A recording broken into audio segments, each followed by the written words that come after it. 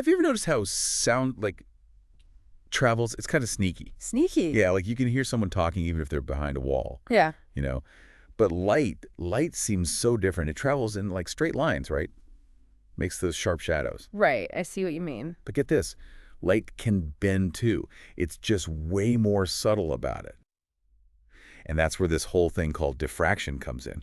It's super fascinating, and that's what we're diving into today. Yeah, diffraction is all about what happens to light when it runs into stuff, like obstacles or squeezes through openings. It's not just a simple bend, though. It gets kind of wild. It's the way these bent waves interfere with each other that creates these crazy patterns, and that's what makes it so interesting. So we've got this whole chapter on diffraction to explore today. It's a lot to cover, but we're going to unpack it all. We're talking theories, key concepts, and even how diffraction shows up in the real world. Absolutely. Our goal is to give you a solid grasp of this fundamental concept, like why does it even happen and why it's so important in, well, everything. Okay, so let's jump right in. One of the big ideas here is something called Huygens' principle. Ah, yes. Classic Huygens. It's kind of like, imagine you throw a rock into a still pond. You get that initial splash, and then it creates ripples. Right? Now, imagine every single point on that ripple becoming a new source of tiny little ripples all spreading out. The overall wave you see moving is like the sum of all those little ripples, all those baby waves. It's a great way to think about it. Yeah, and that's basically Huygens' principle. Every point on a wavefront acts like its own little source of wavelets. The new wavefront, the one you see moving, is just the combo of all of them. That's a key part of understanding why light bends in the first place. Exactly. And when we're talking diffraction, there are two main types we usually focus on. There's Fresnel diffraction, which is what happens when the light source, the obstacle, and the screen where you see the pattern are all pretty close together. So like a close-up view of the action. Exactly. Then there's Fraunhofer diffraction, where everything's much further apart. It's like zooming way out. The light rays hitting the screen are basically parallel in that case. Okay, so it's like the difference between looking at something up close versus from a distance. Exactly. They're both diffraction, but Fraunhofer is usually simpler to analyze mathematically, so that's what we'll mostly be looking at today. Got it. And just to be clear, interference and diffraction, they're not like two totally separate things, are they? No, not really. Diffraction is kind of like a more complex form of interference. When waves meet up, they can either add up and get brighter, or they can cancel each other out and go dark. Diffraction is basically this happening with light waves that have been bent or spread out after hitting an obstacle or going through an opening. So it's like an intricate dance of light waves messing with each other. That's a great way to put it. So let's start with a classic example. Single slit diffraction. Imagine shining a single color of light, monochromatic light, through a super narrow slit. If light only traveled in straight lines, you'd expect to see just a thin line of light on the screen. Same width as the slit, right? Maybe a bit blurry around the edges. But that's not what happens at all.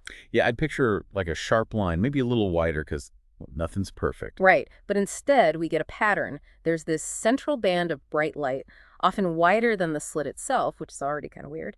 And then on either side you get these alternating bands of dark and bright, but they get dimmer and dimmer as you move away from the center.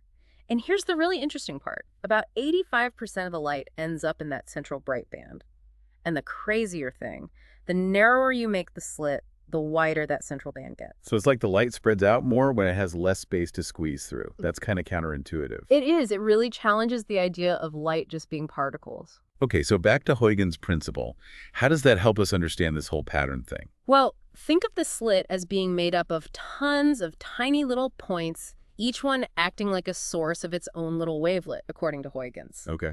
And because we're talking Fraunhofer diffraction, where the screen is far away, we can think of the rays from all these tiny sources as basically parallel when they hit a specific spot on the screen. I can picture that. Parallel rays from all these tiny points, all aimed at one spot.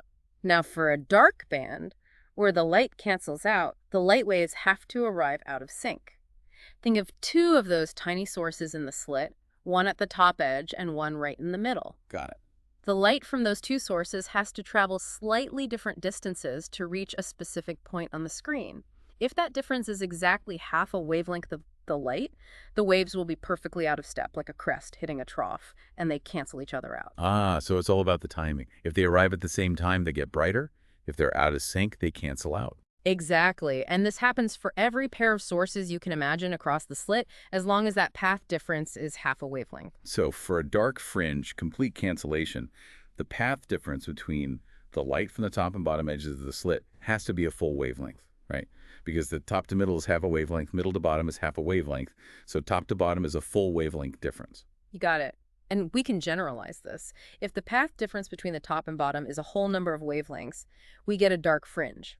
This gives us the formula for those dark fringes. Sine u equals m lambda over a, where m is any whole number, plus or minus 1, 2, 3, and so on. Lambda is the wavelength of the light, and a is the width of the slit. So m equals plus or minus 1 gives us the first dark bands on either side of the bright central band. M equals plus or minus 2 gives the next ones out, and so on. Precisely. And u, by the way, is the angle from the center of the slit to that dark fringe. Okay, that makes sense. And you mentioned that we can simplify this formula a bit if the angle u is small. Something about a small angle approximation. Right. For small angles, some mean u is pretty much the same as u itself in radians, which is also very close to the tangent of u. So if x is the distance from the slit to the screen, and y sub m is the vertical distance from the center of the central bright band to the m dark fringe, then u is approximately y sub m over x. So we can just plug that into the original formula? Yeah, and we get a simpler equation for the position of those dark fringes on the screen.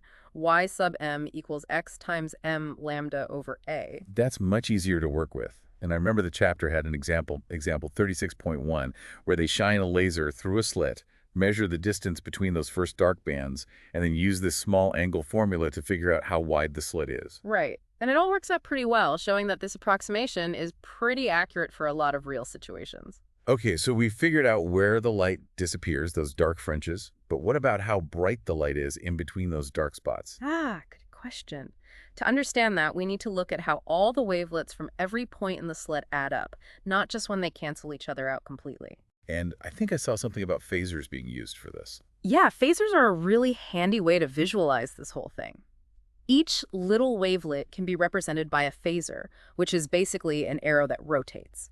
The length of the arrow represents the amplitude of the wave, and the direction it's pointing represents its phase. Okay, I kind of remember that from physics class. Right. So at the center of the diffraction pattern, where u equals 0, all the wavelets arrive in sync. They're all in phase. So all the phasers will be pointing in the same direction.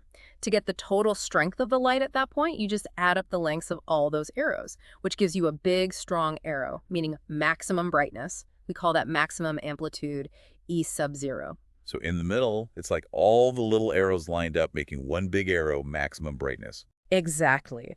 But as you move away from the center to some angle u, the wavelets arrive slightly out of sync because they travel different distances.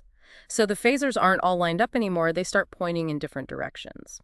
If you imagine dividing the slit into a zillion tiny strips, the sum of all those phasers forms a curve, kind of like part of a circle. So instead of a straight line of arrows, it's like a curved line of arrows. Exactly. The length of that curve is still related to E sub 0, the total contribution from all those wavelets. But the strength of the light at that point, the actual amplitude, which we call E sub p, is the straight line distance from the start to the end of that curve, the chord of the circle. So that curved line ends up being a shorter straight line, which means the overall wave is weaker, dimmer. That makes sense visually. And using some math, we can find that E sub p, that resultant amplitude, is given by E sub 0 times sine of beta over 2, all divided by beta over 2, where beta is a shorthand for 2 pi over lambda times a sine u. That beta represents the total phase difference between the wavelets coming from the top and bottom edges of the slit. And since the intensity of light is proportional to the square of the amplitude, the intensity at any point is I sub 0 times sine of beta over 2, all divided by beta over 2 squared. Yeah, that looks a bit complicated. But it's cool how it all ties back to the wavelength of the light and the width of the slit. And I see that when beta is a multiple of 2 pi, like 2 pi, 4 pi, 6 pi, and so on, that sine term becomes 0, which matches our condition for the dark fringes. Sine u equals m lambda over a. So it all fits together. It does. It's a beautiful thing. And just to be super clear, at beta equals 0, which is the center, the equation gets a bit funky because you'd be dividing by 0. But using some calculus magic, we can show that as beta approaches 0, that whole sine term approaches 1, so the intensity at the center is indeed I sub 0, the maximum. Got it. What about those dimmer, bright bands between the dark fringes, the intensity maxima? Well, you might think they'd happen exactly when that sine term hits its maximal value, which is plus or minus 1. That happens when beta is roughly m plus 1/2 times pi. But that beta over 2 squared term in the denominator actually shifts those maxima a bit. You need to solve a more complex equation to get the exact locations. The main point is those side bright bands are way dimmer than the central one. Okay, so most of the light is really focused in that central peak. And the chapter mentions that the overall width of this whole diffraction pattern depends on the size of the slit and the wavelength of the light, right? Yes, if the slit is much wider than the wavelength, that central peak is super narrow and sharp. But if the slit width is close to or even smaller than the wavelength, that central maximum spreads out wide. And if the slit is smaller than the wavelength, you might not even see any distinct fringes, just a wide spread of light. That makes me think about how sound waves have much longer wavelengths than light waves. Yeah. So when sound goes through a doorway, which is huge compared to its wavelength, it diffracts a lot, which is why we can hear someone even if they're around a corner. But for light, the wavelength is tiny compared to a doorway, so the diffraction is so small, we don't really notice it bending around corners. That's why we can hear someone around a corner but not see them. Exactly. It all comes down to the relationship between the size of the opening and the wavelength. And the chapter has a couple more examples, 36.2 and 36.3, that show how to use that intensity equation to calculate the brightness at specific points, which is pretty cool. Okay, so we've got a good handle on single-slit diffraction. But what happens when we add a second slit? I remember we talked about two-slit interference patterns before. How does the fact that the slits have some width affect that pattern? Ah, that's a great next step. Before, we imagined the slits as being super thin, like perfect point sources.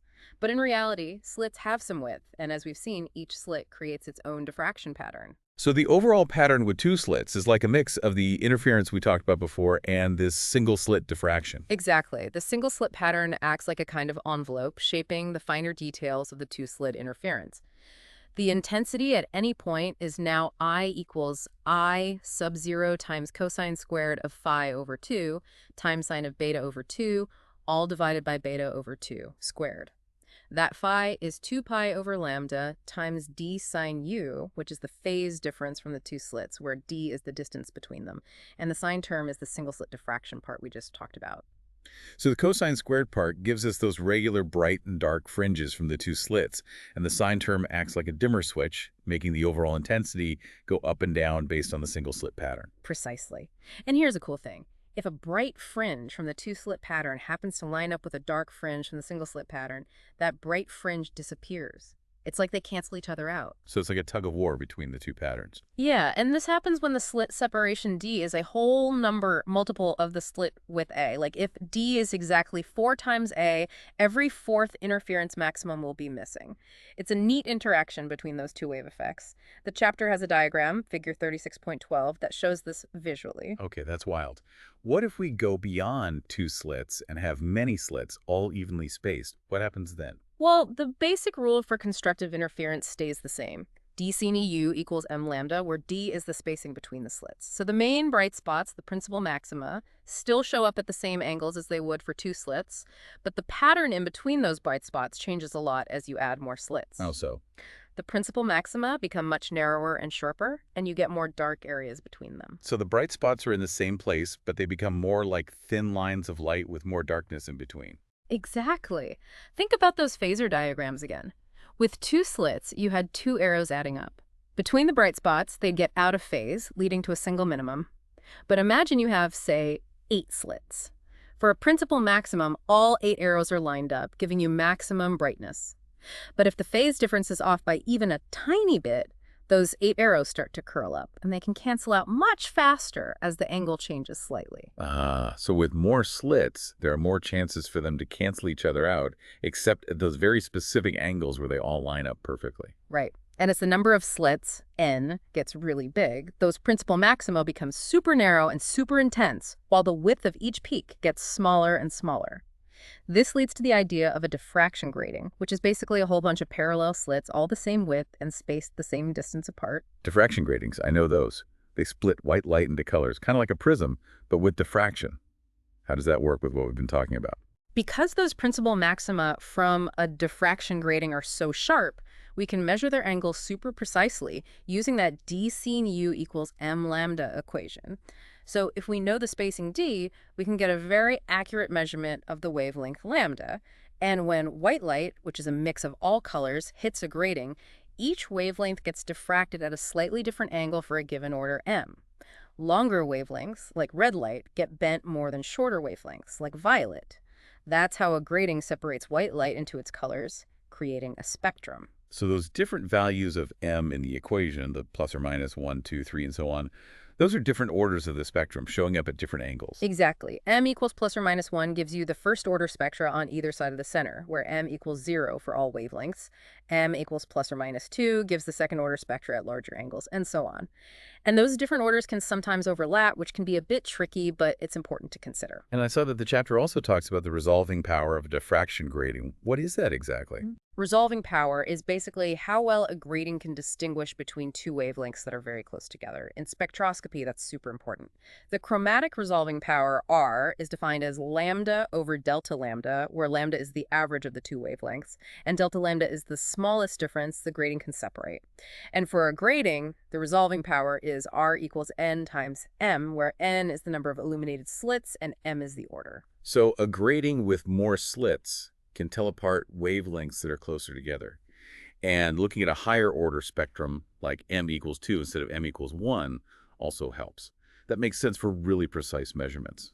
And I think the chapter mentioned that these gratings are used in astronomy, right? Yeah, they're super important tools for astronomers. By looking at the spectra of light from stars and galaxies, they can figure out what those objects are made of, their temperatures, and even how fast they're moving towards or away from us. Wow, that's amazing.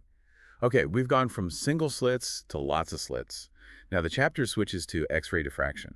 How does diffraction help us study stuff at the atomic level? Well, X-rays have incredibly tiny wavelengths, about the same size as the distance between atoms in a crystal, which is around 10 to the negative 10 meters. Back in the early 1900s, a physicist named Max von Laue had this brilliant idea. He thought that a crystal, with its very ordered arrangement of atoms, could act like a three-dimensional diffraction grating for X-rays. Like a super tiny diffraction grating. Exactly. When you shine X-rays through a crystal, each atom scatters the X-rays in all directions. But because the atoms are arranged so regularly, those scattered X-rays can interfere constructively in specific directions, creating a pattern of spots, a diffraction pattern, that you can record. So the pattern of those spots tells us something about how the atoms are arranged inside the crystal. It's like we're seeing the atomic structure using X-rays. That's exactly it. And the first experiments by von Laue and his colleagues did exactly that. They saw these diffraction patterns, which proved that X-rays were waves and that atoms in crystals were arranged in regular patterns. Since then, X-ray diffraction has become a crucial tool for figuring out the structure of all kinds of materials, from simple crystals to complex biological molecules like proteins and DNA. So how do we actually decipher the information in those diffraction patterns? How do we go from spots to atomic arrangements? One of the key concepts is Bragg reflection, sometimes called Bragg interference. Imagine the crystal being made up of lots of parallel planes of atoms with a regular spacing d between them. When X-rays hit those planes at a certain angle, you get constructive interference, a strong reflection, when the path difference between X-rays reflected from adjacent planes is a whole number multiple of the wavelength. Okay, that sounds similar to what we were talking about before with the slits. It is. The condition for this strong reflection is called the Bragg condition. 2d sine u equals m lambda, where m is the order of the reflection, like 1, 2, 3, and so on. And u is the angle between the X-rays and the planes of atoms, not the normal like we usually use for diffraction. Why the 2 in front of the d? It's because the X-ray that reflects off the second plane has to travel an extra distance. It has to go down to the second plane and then back up, which is twice the distance compared to the X-ray reflecting off the first plane. That total extra distance has to be a whole number of wavelengths for them to interfere constructively.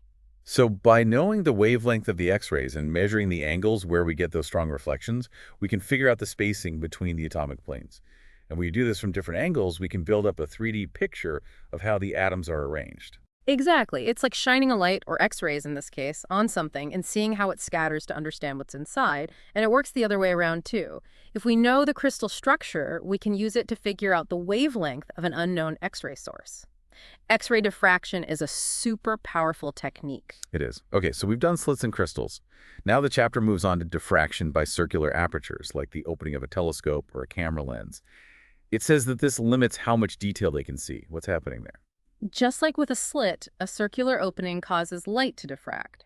But instead of straight bands, you get a central bright spot called the airy disk, surrounded by rings of dark and bright. So even with a perfect lens, a point of light wouldn't look like a perfect point.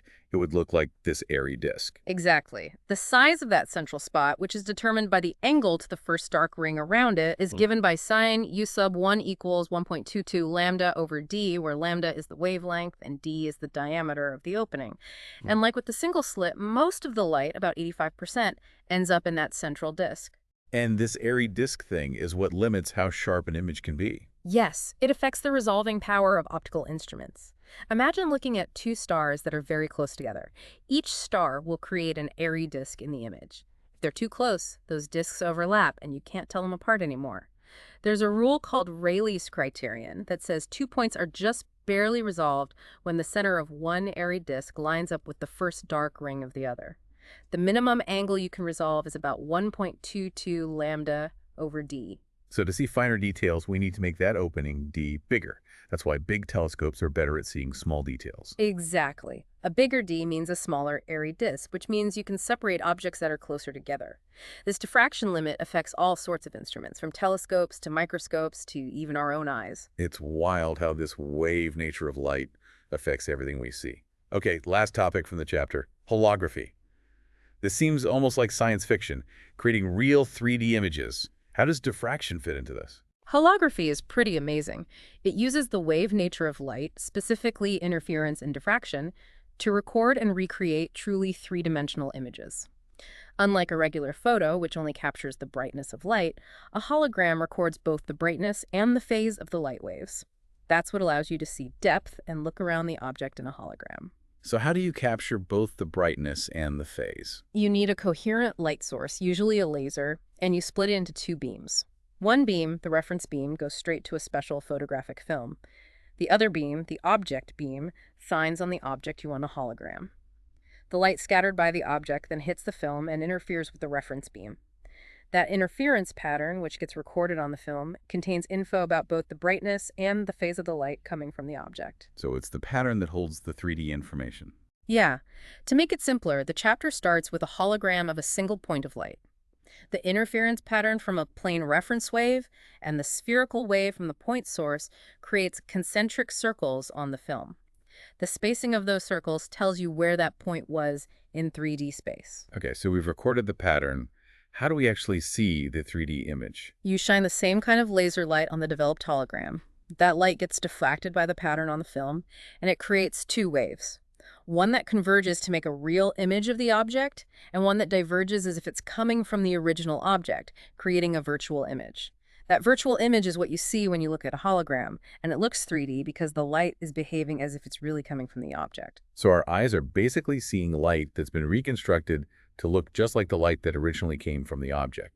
That's incredible. And I remember the chapter saying this all requires super precise conditions, like using lasers and keeping everything perfectly still. Right. Any movement during the recording would blur the pattern and mess up the 3D image. But even with those challenges, holography has become a really cool and useful technology, with applications in security, art, and even science. Well, this has been an amazing deep dive into diffraction. We've covered so much ground, from why light bends around tiny openings, to how that bending lets us study crystals, limits the sharpness of our telescopes, and even creates 3D images. It's all thanks to the wave nature of light. Absolutely. We've seen how single slits create diffraction patterns, how adding more slits makes sharper and sharper maxima, how crystals act like 3D gratings for X-rays, how circular openings create airy disks that limit resolution, and finally, how holography uses interference and diffraction to capture and recreate 3D light fields. It's incredible how this one concept, diffraction, shows up in so many different places, from the tiny world of atoms to the vastness of space. It really shows you how connected everything is in physics. Maybe now our listeners will start seeing diffraction everywhere, like in the rainbow patterns on a CD, or the blurry edges of shadows. There's a whole world of wave behavior out there just waiting to be noticed.